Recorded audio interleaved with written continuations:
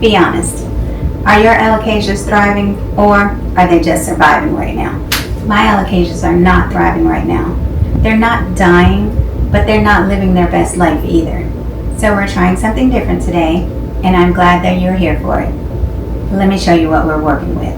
Some of them have been growing really slowly, like my Alocasia mellow that I have right now in fluval stratum.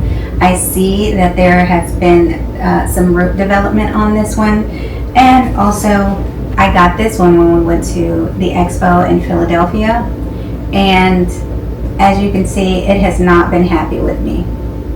Similarly, this Alocasia Michellettiana, I've had to water it like every other day. It's still in the soil that I purchased it in, and I saw a fungus gnat flying around it this morning. And y'all know how I feel about those fungus gnats. So I came across this video where Sydney Plant Guy moved his variegated Alocasia frydeck from the soil or situation that he had it in into a jar with LECA balls at the bottom for a reservoir, and then he put moss on top of that, and it looked really simple. Now don't get me wrong, I watched the entire video and I did see that it took a couple of months for this thing to acclimate to its environment. When he did it, like a week later, he only had really like 2 or 3 leaves that were still standing up, but he stuck with it, and at the end he had a beautiful variegated frydeck, and I would love for this Michellettiana to thrive. Not just this one, but my other ones.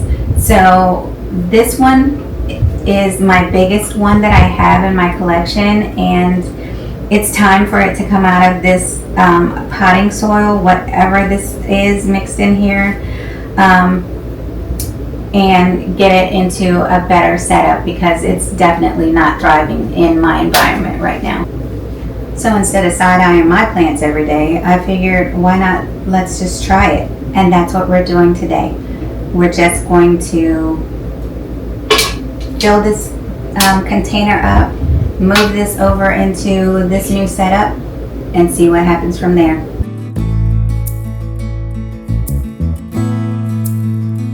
Alright, so I have all of my, everything that I'm going to need. I have my container, I have my LECA, and then I have my sphagnum moss. And he said that the sphagnum moss needed to be dry when you put it into the container.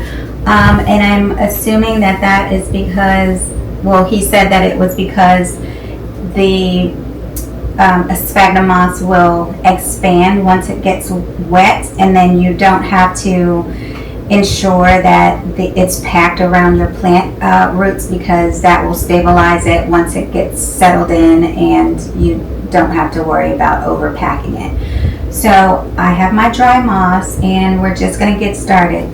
So first of all, there are about 6 plants in this pot. I don't know if they're offshoots of the larger stems that are in here or what the deal is, but we're going to find out. So first of all, we have to get it out of this pot and out of this potting mix that it's in. And what I found interesting about the setup that he did, I really like how aesthetically pleasing it looked in there. I really like being able to see my roots and see what's going on with them. So I'm hoping that I will get the same results that he got, even though it took him a while to achieve that look. And I'm in no rush, so it's perfectly fine if it takes a couple of months for these things to acclimate. And I'm going to have to rinse these roots off anyway, so instead of unleashing all of these fungus gnats into my environment, I'm just going to take this outside and rinse the roots off.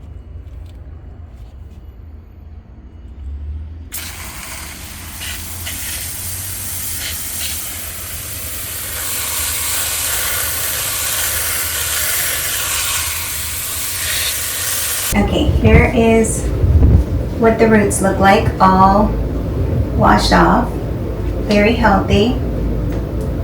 And I got as much of it off as I possibly could. If you know, you know. Whatever these plants have been coming in, I think it's like just pure coco coir. It has not been easy to get it off of the roots, but when I took it outside, it came right off. So that's my preferred method of getting that stuff off of these roots. So simple, quick, and easy. There's 6 plants in here, and I don't think that we need that many in one pot. So I'm going to take these smaller ones off. I'm sure that they will do okay in a pot all by themselves. So here are the 3 larger ones, and I'm just going to add all of these to the pot and we'll see what happens. That actually looks much better already, that since it doesn't have all of the other ones in there with it, but we will see how it works out for us. Okay. Oh, and in addition to getting the roots clean, we actually have 3 small, teeny tiny little corms. Hopefully you can see that. But we're gonna pot those up as well and see if they'll grow. So I'm not going to be keeping all of these. If these do well, I won't need to keep these other ones because I have too many duplicate plants in my collection already that I'm trying to scale back. I am going to be putting some of these dot block Michelles and other things on Facebook Marketplace. So if you're in the local Northern Virginia area, please look out for that. So I'm just going to go ahead and add some LECA to the bottom.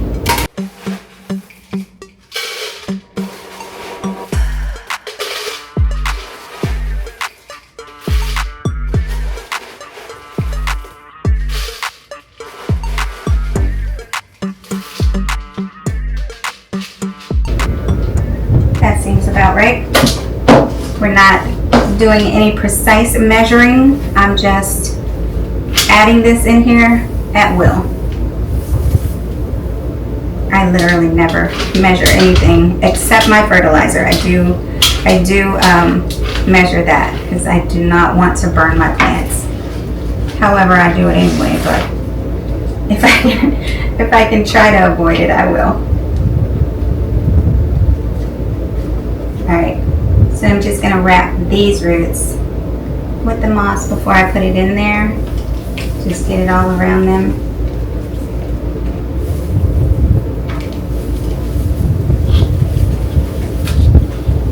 I know, it's not pretty, but it's what we're working with.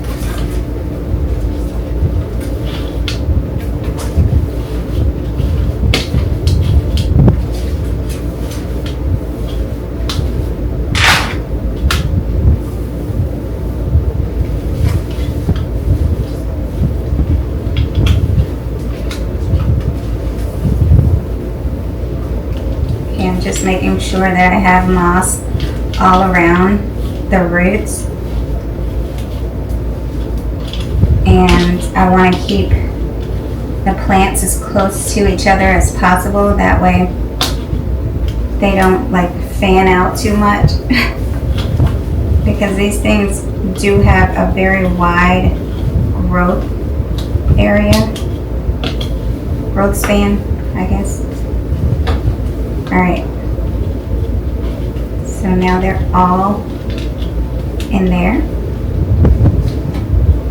and I'm just going to water this in.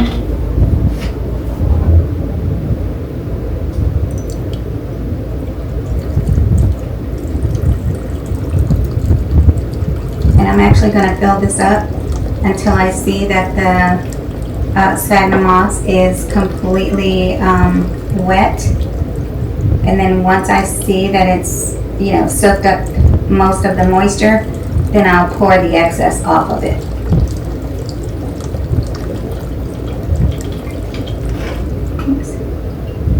And this is just some Clonex clone solution, Growth Technology Clonex clone solution with some SNS 209 in it.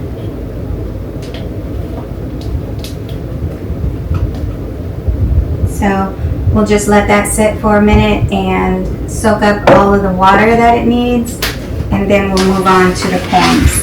And as a matter of fact, let me get another container so that I can put these in just LECA. So let me go and get my containers and I'll be right back. Okay, got my little container for the corms, and let me just drop them all in here. There's 2 of them that don't really have any brown on them, that like the outer peel on them, but there's one that does have it on there. And what I found from the last time that I grew these, you really don't need to peel them. So, and I'm just adding a skosh of water in here, like literally that much. I don't even know if you can see how much that is, but yeah.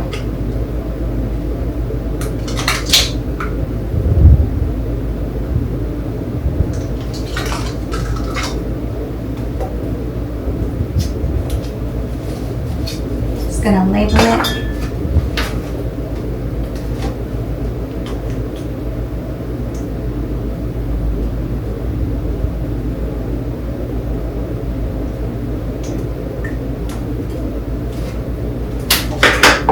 Set that to the side.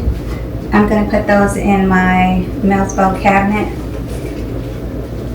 And then, let me put some LECA at the bottom of this.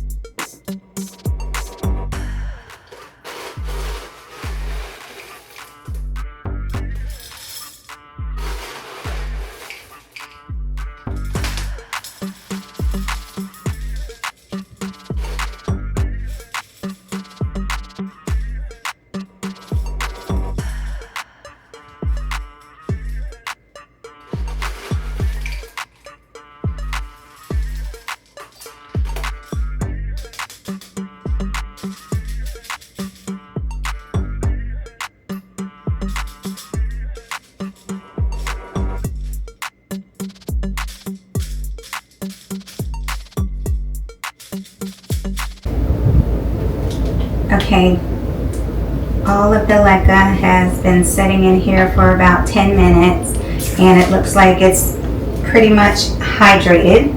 So I'm going to just pour the excess off of it.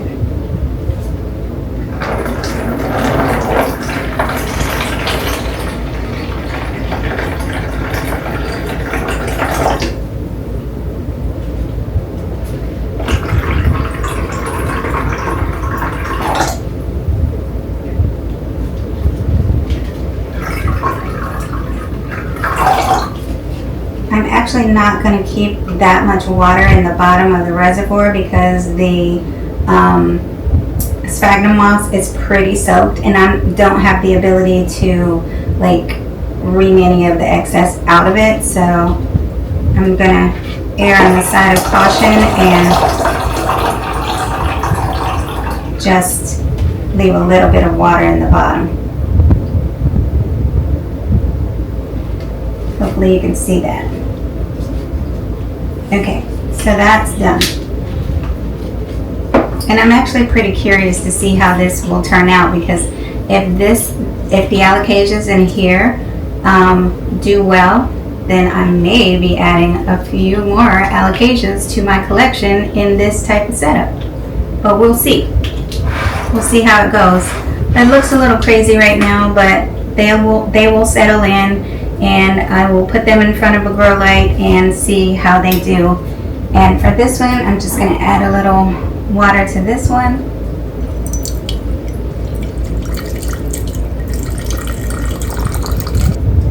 You can see the water reservoir is right below where the roots start.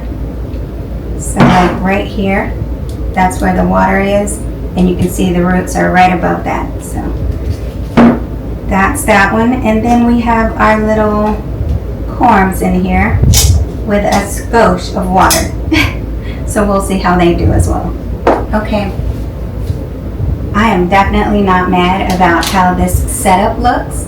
And according to the Sydney plant guy, his container kept getting algae on it. So I'm just going to set this down in a cache pot so that the algae doesn't take over the moss and the LECA down at the bottom. And that way I'll be able to keep a better eye on the root growth and see when it's actually growing its roots. And I will keep you guys posted on the progress of this thing. Alright guys, that's going to be it for today's video. If you've done anything like this, or if you've had any of your Alocasias set up in a similar situation, please leave a comment below and let me know how yours fared. Or if you're interested in trying any of this, then I will definitely be giving regular updates to show you how things are progressing with all three of these little Alocasias. So if you want to see how this turns out, please don't forget to like, subscribe, and comment below, and I'll see you in the next one.